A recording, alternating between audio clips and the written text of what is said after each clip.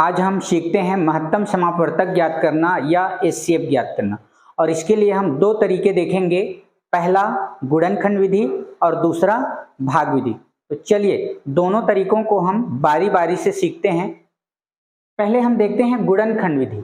गुणनखंड विधि में हम क्या करेंगे, जो 18 और 24 हैं उनके हम गुणनखंड करते हैं, ठीक है, इस तरह से, और इन्हें हम अभाज्य संख्याओं से भाग देते चलेंगे। हमारे पास अभाज्य संख्याएं हैं 2, 3, 5, 7, 11, 13 और जरूरत पड़ी तो और लेंगे, ठीक है। तो 18 को सबसे पहले हम डिवाइड करेंगे 2 से, अगर चला जाता है तो अच्छी बात, नहीं तो आगे बढ़ेंगे। तो 2 से चला जाएगा, 2 निया 18, 2 निया 18। अब 9 2 से नहीं जाएगा तो 3 से देखते हैं, 3 से चला जाएगा, 3 तिया 9, वेरी गुड। और आगे फिर 3 से चला जाएगा, 3 एकम 3। तो जब तक हमें 1 न मिले यह क्रिया करती रहनी है। अब हमारे पास अगली संख्या क्या है, 24। तो 24 का भी इसी तरह से करते हैं, 2 से चला जाएगा तो 2 12 24, ठीक है।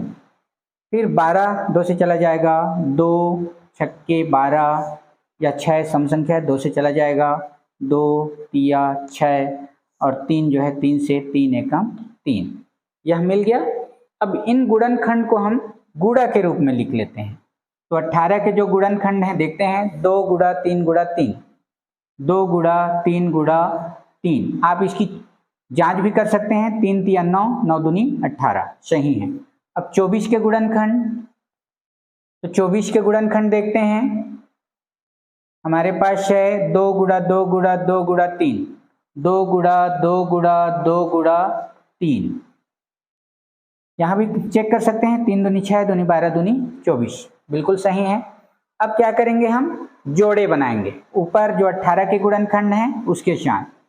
तो यह 2 2 का जोड़ा बन गया और इधर 2 नहीं है।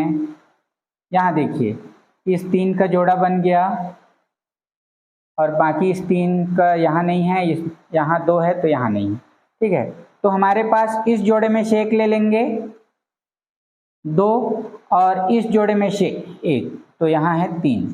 गुणा कर लिए, 3 दूनी 6, यह 6 होगा एचसीएफ हाईएस्ट कॉमन फैक्टर या महत्तम समापवर्तक। तो यह विधि हुई गुणनखंड विधि। अब इसी सवाल को हम भाग विधि से भी हल करके देखते हैं कि भाग विधि क्या है और उसे किस तरह से हल करना है, ठीक है। तो यहाँ हमारे पास है 18 और 24, जो सबसे बड़ा संख्या है वह है 24,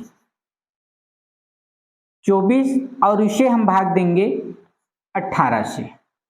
एकदम ध्यान से देखिएगा, 18 से भाग देते हैं 24 को, 18 एकम 18, 18 दूनी 36, 36 ज्यादा हो गया तो एक बार ही 18 एकम 18, घटा लीजिए, 14 में से 8 गया 6 और यह 1 हो गया, 1 में से 1 गया 0, ठीक है 6।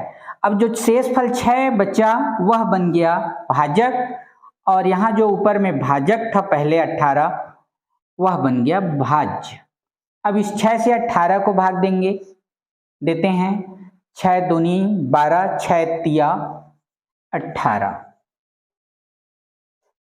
घटाते हैं 0 0। यहाँ देखिए शेषफल क्या आया, 0 आया। इसका मतलब कि हमने जो हल किया था वह कंप्लीट हो चुका है। अब हम किसे महत्तम समापवर्तक कहेंगे। तो देखिए अंत में जो भाजक था 6, यह जो 6 है वह होगा महत्तम समापवर्तक। अब ध्यान रखिए, यह जो भागफल है या यहाँ भागफल है, यहाँ जो भाजक है यह बिल्कुल भी महत्तम समापवर्तक नहीं है।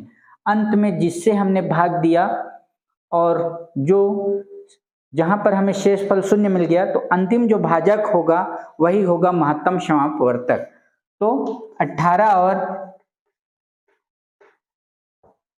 24 का महत्तम समापवर्तक यह होगा 6, ठीक है। तो आपने देखा गुणनखंड विधि में भी हमें जो महत्तम समापवर्तक मिला वह 6 और यहाँ भी हमें माशा मिला 6। ठीक है, तो यह है गुणनखंड विधि और अगला है भाग विधि। दोनों ही विधियां बेहद आसान हैं और दोनों ही तरीकों से आप आसानी से माशा निकाल सकते हैं। तो जो विधि आपको आसान लगे उससे आप हल कीजिए। कल की कक्षा में हम 3 संख्याओं के महत्तम समापवर्तक ज्ञात करना सीखेंगे।